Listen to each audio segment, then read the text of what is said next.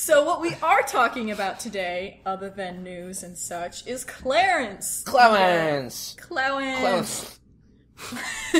The new show on Cartoon Network, the contemporary with Steven Universe, last week's episode, and also Uncle Grandpa. They all sort of came out around the same time. Yeah, they all picked up as part of the same initiative. Yeah, they were like toured around the same time. They were all premiered San Diego Comic-Con.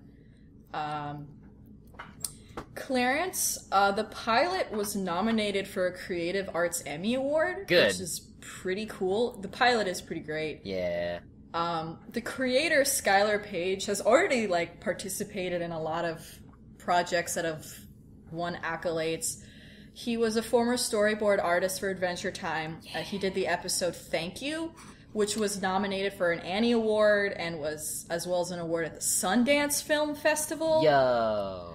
And they tried to get it up for an Academy Award by screening it in movie theaters, or a movie theater in California.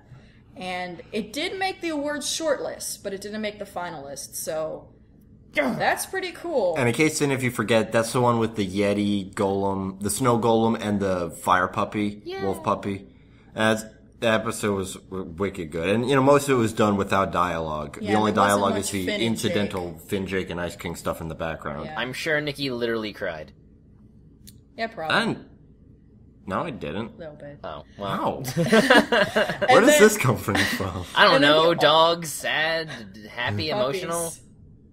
He also storyboarded... He was also a storyboard revisionist on the Cartoon Network's Emmy Award-winning and Annie Award-winning animated series Secret Mountain Fort Awesome, which I have not seen. No, I haven't either. But it looks pretty crazy. Do you know anything about that show, Tooch? That show won awards? Apparently it won awards. Is that the show that's, really ugly? Yes. It says so on the Wikipedia It's page. extremely ugly. I think it's supposed to be. It's absolutely supposed to be ugly. That does not change the fact that it's ugly. Oh, man. That is... I don't like looking Well, at this. look at the Wikipedia. The Wikipedia page said that it won awards, so... I watched one episode. Good for him. I watched one episode. I wish I didn't. It was dumb. Okay. Well... I think But- Secret Mountain Alright. Fort Awesome is literally what parents think all cartoons are. When they go oh, that stupid show that my son likes, it's so it's so weird and Loud. gross and nothing and it makes no sense to me. That's Secret Mountain Fort Awesome for real. So I have to imagine if you showed it to parents, they would probably vomit. Which is actually kind of the same way I feel about Uncle Grandpa. Yes, that too. I feel like Uncle Grandpa is trying to capture a zeitgeist that doesn't exist. Yeah. It won 2 Emmys for Outstanding Individual in Animation. One for Robert Ryan Corey and one for Chris Sergiotis. I mean, Both for the episode Nightmare Sauce. Yeah. I mean, I'm sure it's probably well animated. From what I recall, it was well animated. A lot of stuff was happening and a lot was going on, but this is gross and I didn't like it. Yeah, and it's apparently a lot of the same people as Uncle Grandpa, which explains a lot. Yeah, because I thought the Uncle Grandpa pilot came out, and then they did Secret Mountain Fort Awesome, and I was like, what is this? And I looked at it, and it looked exactly the fucking same. So I was like, oh, did they change the name? Did they retool Uncle Grandpa into this? But then Uncle Grandpa came out, and I was like, why both? Well, it's got my boy Ian Jones Cordy's been working on it. He's pretty cool. IJQ is pretty much one of the raddest dudes in the animes right now. I remember when he did that comic on Keen Spot, that webcomic. Yo. When he was in RPG high it school. back. Yeah. RPG World. We actually own a physical copy I own of a copy the first of book. his book. I think he only RPG. put out one of them. He only put out one. And he never finished the comic. No. Which made us sad for a while, and now looking back, I don't want to... I was in middle school, that's why I was sad. Yeah. But I really enjoyed that comic. I don't want to revisit it in case it's actually bad. Dude, I want to have get him to sign that. I am so gonna get absolutely. him to sign it. I remember he put a little short that he did on the website for that comic, like a little autobiographical thing, and it was really cool. But anyway. And one more thing about Skylar Page. Another thing he did was this short film called Crater Face. Oh yeah, I was gonna get to that. Have you seen this, Tooch? Oh my god. It's where the astronaut tries to get the 2 pimples on the moon to get together because they love each other. No. It's on his YouTube page. It's spectacular. It's so good. It was his second year short film for his Cal Arts program. He has it on his own channel. You can watch it now, totally for free. I googled listeners. I googled Crater Face, and it brought up the video, but it also brought up that one-off joke in the Futurama Moon episode with the Moon Park mascot, like, "Hi, I'm Moonface," and Bender shoves a beer in his eye, or Crater Face. Oh, the one that references that famous film that I can never remember the name of. We're whalers on the moon. The film is literally called A Trip to the Moon, yeah. Yeah, with the... But yeah, listeners, if you haven't seen this video, pause our stupid podcast, watch this video, Crater Face, and then come back to us. Like, it's really good. Please come back. Are you back? No! It was real good, right? Yeah, it was didn't real you good. love it? Didn't you love the way it synced up with the music? Did we Yeah, give no, I think we're like 20 did we give them enough time to pause? I feel like they went to go pause, and they were like, "Are you back yet? Oh my god!" Maybe. Not super. We're like 25 minutes in. We haven't talked about the damn show yet. Oh boy. Oh right, Clarence. Right. Yes. yes. Sorry, Clarence. there's just such talent involved in it. Yeah, like, I feel like we should give credit where it's due, you know? Also, Paige does the voice of Clarence, and he is amazing as Clarence. That's what sold me right away. You know, I remember seeing it linked on, like, a Tumblr post, like, watch this show called Clarence! And I clicked it, and I was like, I don't know. But then I started hearing him talk, and I was like, I love this child. His weird little kid This voice. weird- Yeah, little what, kid. yeah. What is it about show creators voicing main characters in their show, and it's just like it's the best. Probably because like there's no middleman, there's no directing. They're just like, okay, I invented this character. I know what they sound like. I know how they talk. I know. So let's just do it, and it's just, I love it. It's something that's been very popular in the recent era of cartoons, and obviously it's not a new thing. It started with fucking Walt Disney voicing Mickey Mouse. But, you know, it's something that's happening a lot recently. Like, Penn Ward voices a lot of guys in Adventure Time. Yeah. I think Alex, not that he wanted to, though. The earliest instance of I can remember that's kind of the earliest of the trend that's been happening recently, like 2008 with Thurip Van Orman voicing Flapjack. Yeah. Well, he actually wasn't gonna. Paul Rubens, Pee Wee Herman was supposed to voice Flapjack, but he literally just didn't show up. And they were like, "Well, this is the day to record. We gotta record Flapjack," and he was just like, "I'll do it." I got this covered. Yeah. You know, Alex Hirsch voicing Susan Grunkle Stan on Gravity Falls. J.G. Quintel voicing Mordecai on regular show. And also every other character that sounds exactly like Mordecai. Range! Whoever from frickin' Uncle Grandpa, who is a bad example because he just sounds like a low-rent Patrick Star knockoff. We should probably stop beating up on this show. I'm sorry, people... Yeah, I was gonna say, Uncle Grandpa has a really dedicated fan base. It's coming back for a second season, which is bizarre to me. But... Like, the people who like Uncle Grandpa really like Uncle Grandpa, man. I mean, like, more power to them. Like, it's working. Like, maybe I should watch it? I don't know. Yeah. Maybe I should... Maybe it's an audience of people who are just looking for cartoons that don't have to be as thoughtful all the time. Maybe they're exhausted by all Maybe it gets thoughtful. Maybe we haven't seen the thoughtful part. Maybe we'll come back to this in a later episode. I saw one episode and liked one part of it. There's like an interstitial bit in between the two vignettes that didn't have Uncle Grandpa, and it had like this bear and a hot dog. And that was actually really funny. But the actual episode content was super annoying. It looks like it looks like an animated KC Green sketchbook, and done by somebody who doesn't have the sincere madness of KC Green, and therefore wasn't able to pull it off. Casey, if you're out there listening, I love you. Yeah, Peter Braungart is the creator of Secret Mountain Forest and Uncle Grandpa. Okay. Well, let's talk about, Clarence. The only other thing I want to say about Mr. Page is that he's the youngest creator to be giving his own show at the age of 24. And I thought Rebecca Sugar was young at 26, but this guy's 2 years younger than her. This is just talking about Cartoon Network. I think it's just talking about Cartoon Network. But 24 is young, period, to get to front run a show. Tooch and I are 23, and we're nowhere near now. Yeah, like, oh, Jesus. Also, fun fact...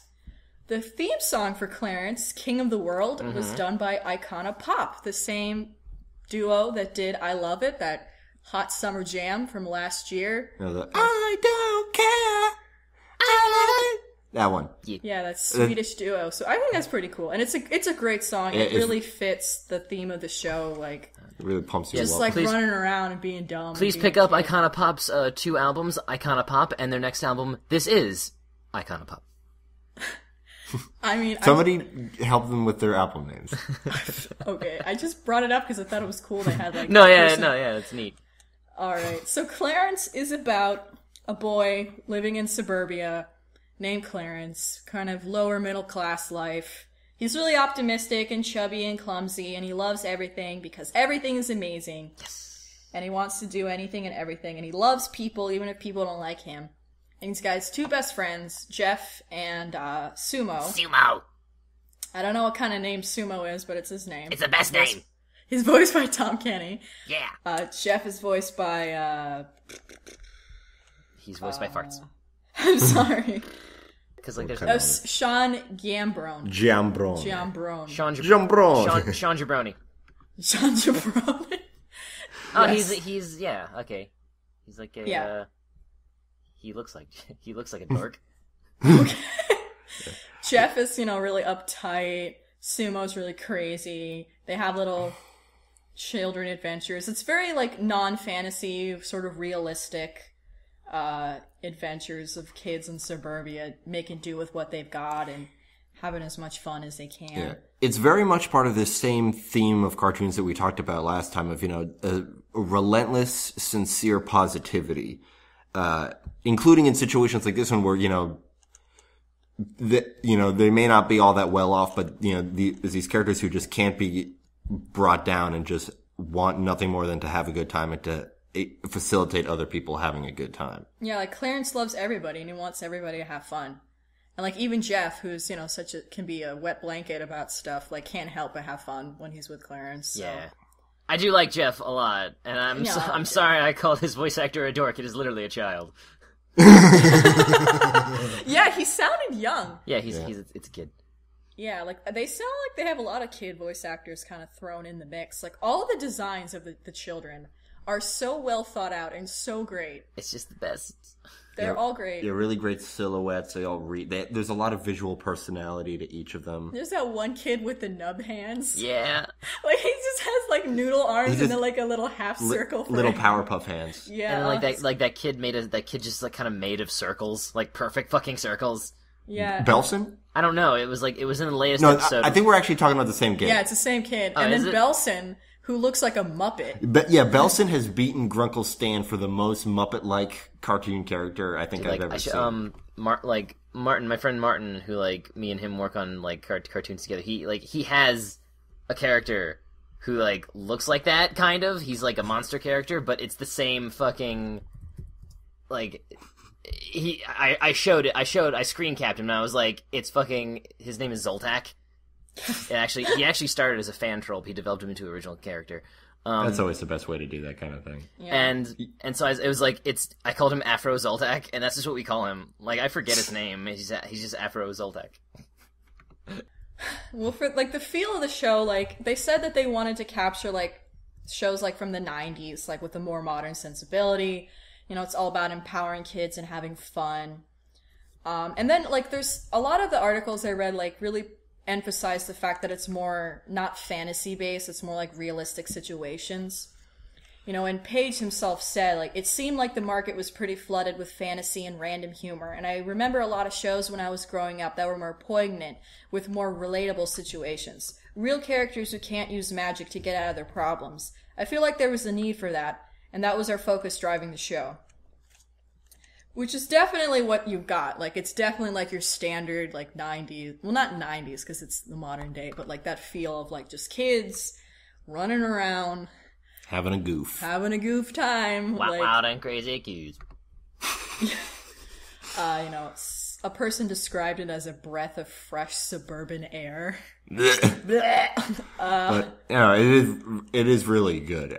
No, it's wonderful. And actually, there's something that you brought up that I want to talk about, is that the dynamic between Clarence, Sumo, and Jeff there's a little bit of Ed, and Eddie in there. Oh, absolutely.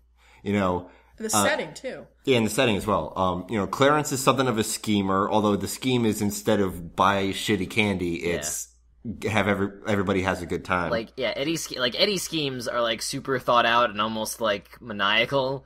And Clarence is just like, guys, what if we go in the attic? Yeah, what if we go up in the attic? I go, like, what if we dig a hole for a whole hour? We can get, like, so What deep. if we eat this pink stuff in the wall? Yeah.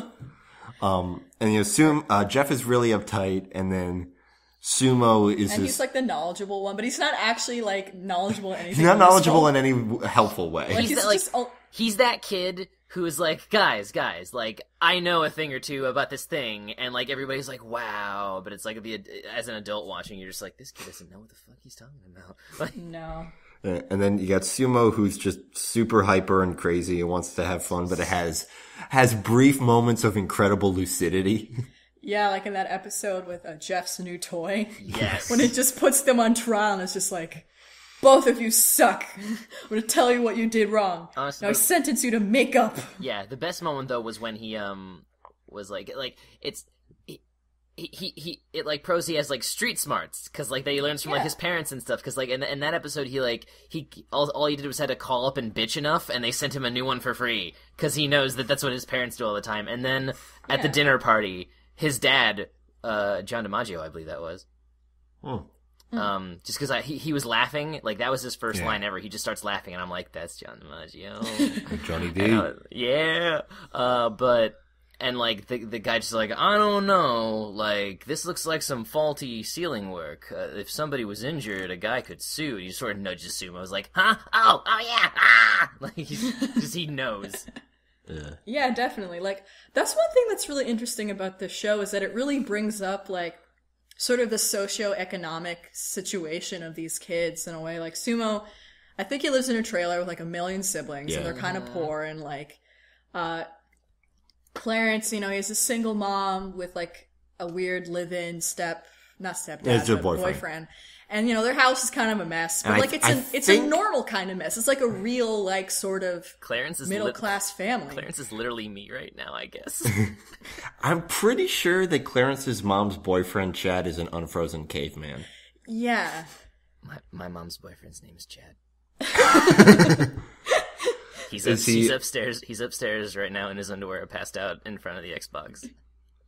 Cool stuff. Art imitating life. And also an interesting thing, like with the Ed and Eddie comparison, Jeff and Sumo would never be hanging out if they weren't united by Clarence, and I think the same thing could have been said for Ed and Double D. Absolutely. Yeah, definitely. What do those two jerks have in common? Nothing. Absolutely. Their name. Just the name. Just the name. And the fact that they're friends with a terrible person. Although whereas Double D, I think sometimes treats Ed like almost his child. Like Eddie and Double D at several points in the series have sort of been like a mom and dad to Ed.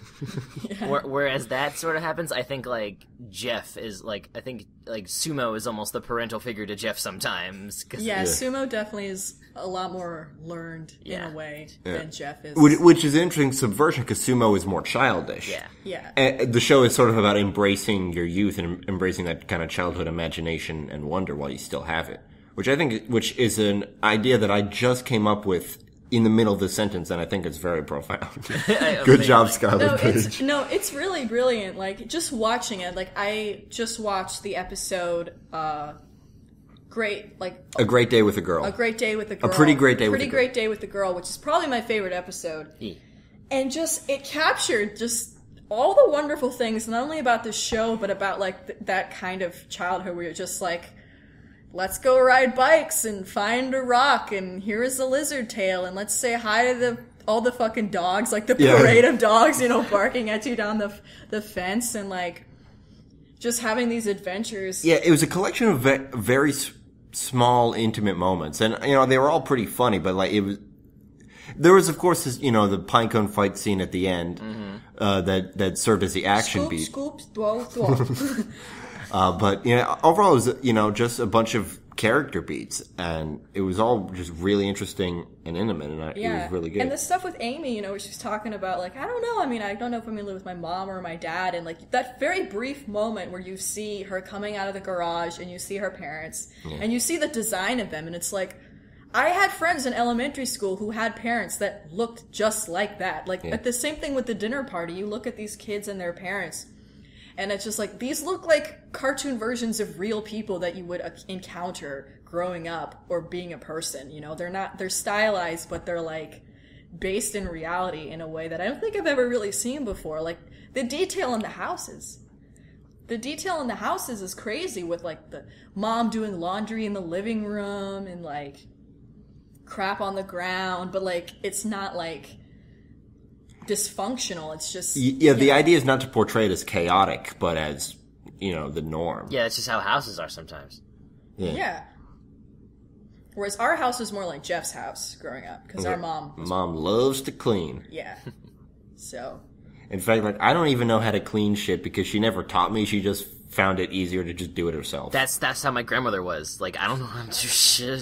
So, like, I got to college and I'm like, oh, I'm supposed to change my sheets? Is that why they're so grody? Oh, dear. I didn't know. Thanks, Mom. Okay.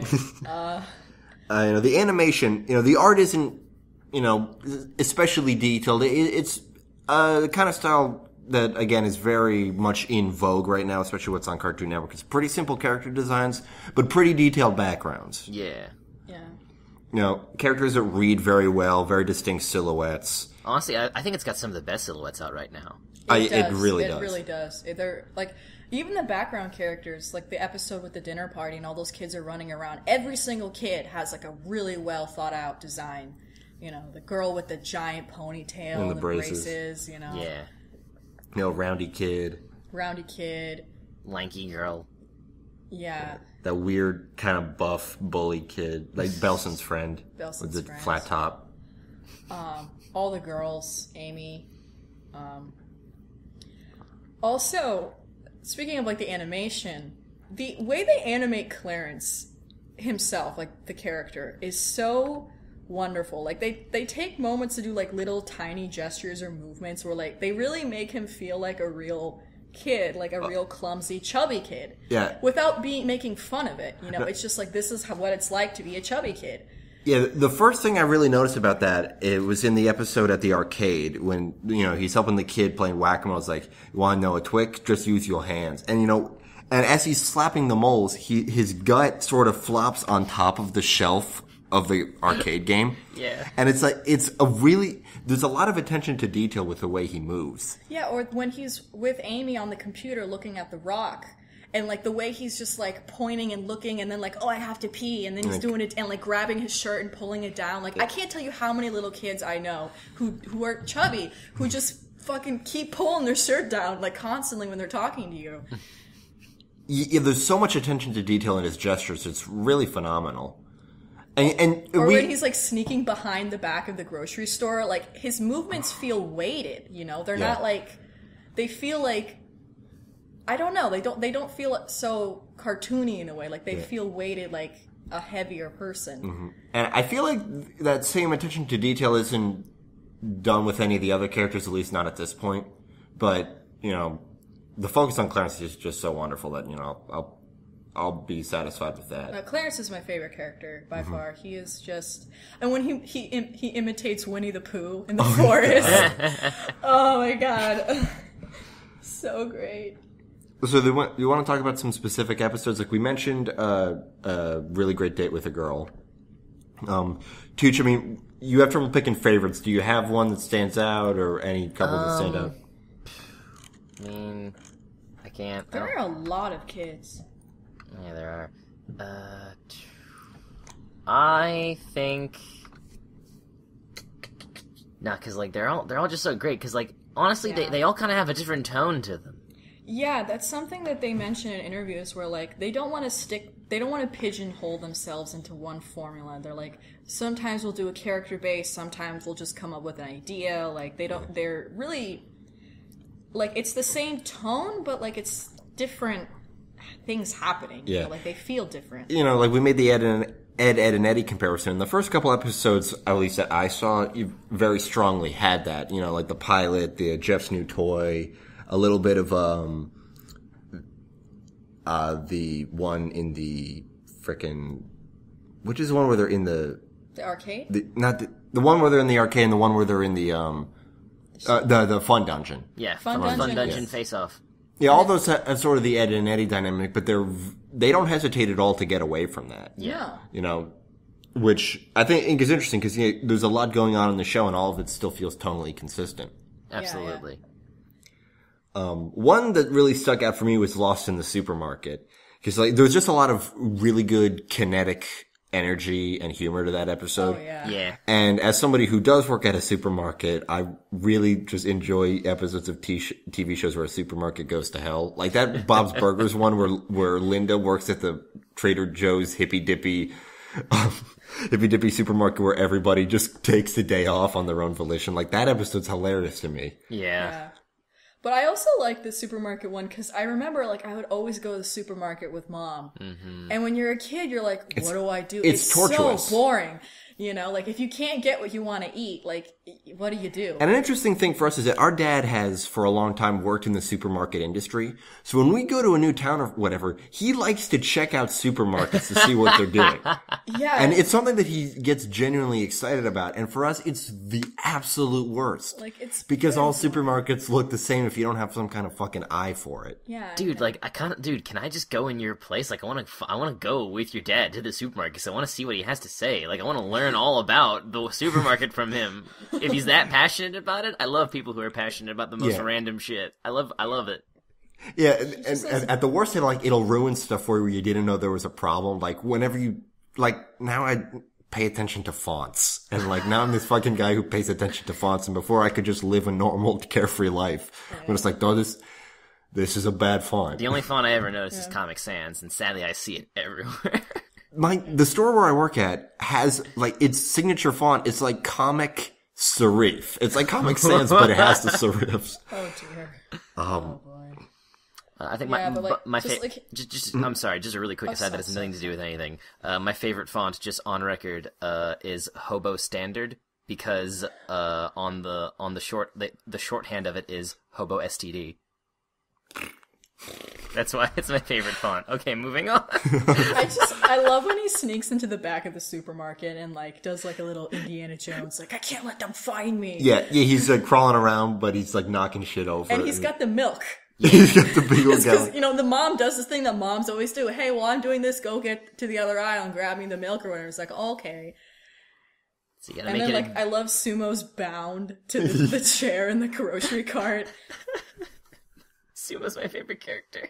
Yeah. My favorite Sumo moment is just the most random shit. I forget what episode it was even on, but Jeff was looking up something on the computer, and Sumo was just like, Jeff, why's your computer so slow? Jeff, come on! And his animation slowly gets worse and worse. It was Clarence Gets a Girlfriend. When Jeff, they were looking something's wrong with your computer! Come on, why is it so slow? That was a good one, too. So, how many more episodes have been ordered for this season? They've ordered 12 for the season, I believe. I believe that's what they said. It'll probably be wrapping up about mid-July. Mm-hmm. If the ratings are anything to go by, the show is guaranteed to get a second season. I think they said in the article we were looking at in the beginning that it's going to be brought back. I don't know. It should be. The show apparently got crazy good ratings, insane. Cartoon Network has been getting better ratings than they've ever gotten in the history of the network. Yeah. So it's definitely going to come back. And there's so many things they can still do with it. They have this incredibly large cast of kids. Yeah. So, and it seems like they want to do stuff with all these kids. So, they've got plenty of stuff to work with. The last episode that updated was this week was called Dinner Party, which was great. Mm-hmm. You had, you had something to say about how that really does have a very real nostalgic feel to it. Yeah, I remember being a kid and you go to somebody's house, whether your parent is invited over and it's some cousin or some person you don't even really know, or it's or I would go to when your friend's mom would invite us over and I didn't know when to hang out with because it was your friend, so I was hanging out in the house, and the best thing to do is to just explore strangers' houses. I used to do that as a kid all the time. When I went on sleepovers, I couldn't fall asleep. What's in this room? So I would wake up when everyone was asleep, and I would just explore the house and go in all the places I wasn't supposed to go into when everyone was asleep. And I totally can get behind getting excited to do that. And I just love the dinner eating scene with Clarence with the damn gravy. Just like, this carpet is stain proof, and it just starts pouring and it stomps his little crocked foot into the puddle. The outfit design in that episode, because he's all dressed up in like this, he's stuffed into this stupid shirt that he hates, and he's wearing nice pants, but he's wearing Crocs. And socks. Crocs and socks, which was obviously a concession from his mom. His mom is wonderful. Yeah. I love. Also, the running on the flight on the telephone wire things. Yeah.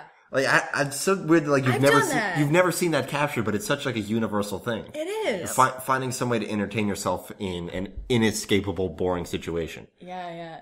The costume design overall is great. Like I want a plushie of Clarence in his dinosaur PJs. Oh yeah. Oh, those PJs and his little toes. Oh my god, the best. Man. Right. So yeah, this show is... Is there any other like episode that is worth talking about a little bit more? We got Dungeon Face. I mean, every episode's been really good. Fun Dungeon Face Off, which is great. Money Broom Wizard, which is wonderful at the arcade. Like those shitty... Only Clarence can make those terrible places seem like the most fun. Yeah. And they got all the prizes that they wanted. Clarence's Millions, I thought was really sweet because, Clarence was like, everybody should be rewarded just for being themselves, And then he flooded the market with good feelings. Yeah, and then it became communism. It was a weird communist allegory. Yeah. I'm not sure what the message was at the end, but it was a fun ride. Yeah, like, the Clarence isn't really a show with so much messages, but just like I don't know, you'll probably learn a thing or two, but they're not trying to teach you. It's really just good feelings. Yeah. And like little happy montages. Yeah, good feelings and very real feeling characters. Yeah, like it's realistic. It's honest. It's realistic without being like in your face real. Like this is the real world, damn it. Like these kids are hard. Clarence doesn't have a dad. This girl's parents are probably getting divorced. Sumo is poor. Jeff has got serious OCD. Jeff's a nerd. and not only are they not making fun of the characters for these things, none of the they're predicting it's something, and there's no laughs to be had at it. It's not like Fairly Odd Parents, which the fact that Chester McBadbat lived in a trailer was a common source of humor. Yeah, it was a punchline. Yeah. And here, the fact that Sumo lives in a trailer is just a part of his character. It informs a bit of his behavior, but it's just something that you're supposed to take as given and normal. Yeah, like even like all his siblings like sleep in the same giant bed too. Yeah. Yeah. Like one of those old Christmas cartoons. Yeah. Or just like the scene when they were in the thrift shop, Sumo was like, oh, we get all of our stuff from here. Yeah. And it's just like a throwaway line. Yeah. And like, I wonder, like, if you're a kid, if you would, like, pick it up or whatever and think, like, oh, Sumo's poor, blah, blah, blah. No, the only kids who pick it up are the kids going like, oh yeah, me too. But I love them just fucking up that goodwill. Craziness. So when did this show air? It's Thursday nights after Adventure Time? Yes, I believe so. It is Thursdays. The same block with Adventure Time and regular show. Yeah. So everybody should tune in. Yeah, definitely. Next episode's, well, I don't know when this podcast is airing, but next episode's gonna be Honk. Yeah, Clarence has his squeeze box daddy, he never sleeps at night. Clarence tries to improve his communication skills through a squeeze horn. That's gonna come out on the 19th. Then we've got Dollar Hunt and Zoo. I'm very excited for Zoo. I want to see Clarence at the zoo. Yeah, and then at least one other episode that just hasn't had its name or release date or air date. But yeah, this show, there is something... I sort of overlooked it at first. Like, I saw the first episode, and I thought it was fun, but it didn't seem very special. Yeah. But the more that I watched it, the more I was like, there's just something about this that captures little moments that I've never really seen captured before. Yeah. And it's great. Yeah, so again, for the second week in a row, we can't recommend this show highly enough. There's still a lot more of it to see, because both in this season and its hopefully 9 to 12 season run. Hopefully. I mean, they've renewed freaking Johnny Test, so like... Yeah. Well, Johnny Test, like, I think Johnny Test takes literally negative dollars to make. Yeah, that's probably it. Yes, it subsidizes it.